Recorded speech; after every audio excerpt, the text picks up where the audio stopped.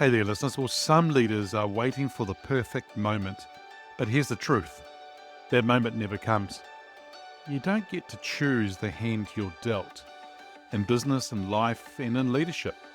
But you do get to choose how you play it. And that's where the game is won or lost. So let's discuss. Welcome to Leadership is Changing. Each week, we and our guests provide information and insights through exploring leading change. This is taking your leadership to another level by finding the balance between executive excellence and personal well-being through stories that inspire real change. It's time to adapt in our fast-moving world when leadership is changing with your host, Denis Giannoutsas. Welcome to the Ask Denis episode. This is a freestyle episode where I'm asked a question by our listeners, or I share my thoughts, experiences, and insights from working with many leaders around the globe. Hey listeners, well this week I posted a quote on social media. I call it the quote of the week, and it goes along this line. It's not the cards, it's how you play the game. And I thought I will sort of use this episode to talk about that quote, and in fact, what do I mean by it, and so forth. Because right now, I'm speaking with leaders all over the world, and I'm seeing two different realities sort of playing out. For some, business at the moment is really tough. Supply chains are stretched, teams are under pressure, markets are shifting, economies are struggling. We've got this tariff stuff happening, and uncertainty feels like the new normal. And they feel like they've been dealt a bad hand, if I take the analogy of playing cards, and they're struggling to make their next move. Certainly, I see here in New Zealand that we are having a country that sort of seems to be stuck at the moment, and there's not a lot of money going around at the moment, and so businesses are really struggling. A lot of them are starting to close down, making a lot of people redundant, and so forth. So it almost feels like the country is stuck. But then there are others, leaders who are thriving, excelling, and actually growing through the same conditions. And they're not waiting for the cards to change. They're playing the cards they have, but they're doing it with courage and creativity and consistency. And that's the difference. We can't control the hand we're dealt, but life throws us challenges. As I said, markets turn. People will leave an organization and opportunities may vanish. But leadership is not about what happens to us. It's about how we respond. And in my opinion, that response is driven by three critical elements or items: mindset, attitude, and language.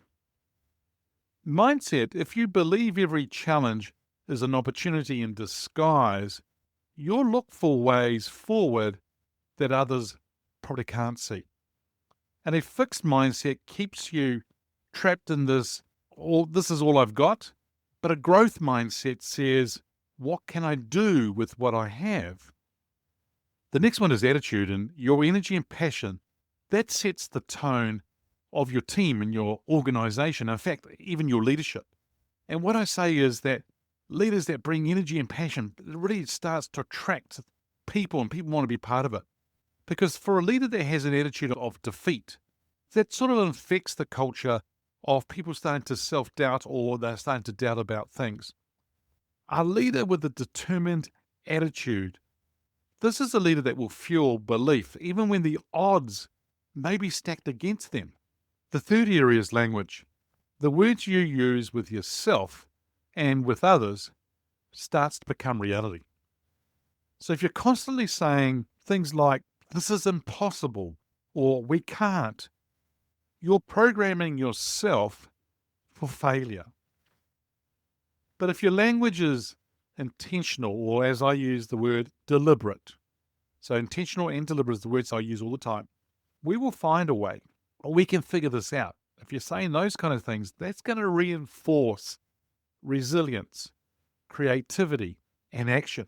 And in the course of change, taking action changes everything. So the great leaders I know, they tend to stay focused on where they're going. They stay positive in the face of setbacks or challenges or headwinds.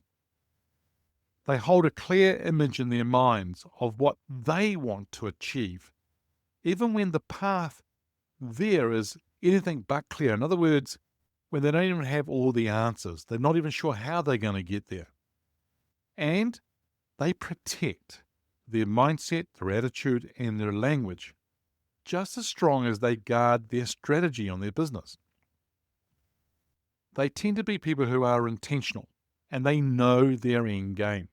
And every decision, every move, every conversation is made with that goal in mind.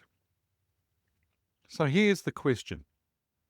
Okay, you've been dealt a set of cards in your leadership or in your business right now. They may not be what you wanted. They may feel even like a disadvantage or an obstacle in front of you. But how are you going to play them? Will you fold early and hope that the next hand is going to be better? Or will you find a way to use what you have, spot the opportunities that others are missing, and turn what looks like a loss into a win? Because the truth is, success doesn't come from the perfect conditions. It comes from how you play the game. Now, if you want to be a leader who thrives and not just survives in these times, then focus on the one thing you can control: how you show up, the attitude you bring, and the language you choose and the decisions you make with the cards you have. Remember, the cards don't define you. The way that you play does. So, how will you play your cards that you've been dealt today? Listeners, I always give you some call to actions, and so I'm going to give you sort of 3 here in relation to today's episode. Number 1 is I'd like you to reflect and decide. So I want you to take sort of 5 minutes out today to look at the cards that you've been dealt in your current role or business. Now I want you to ask yourself this: how am I playing them right now? Then I want you to decide one way you can play them better the week ahead of you. Number 2 call to action is I'd love you to start thinking about upgrading your language.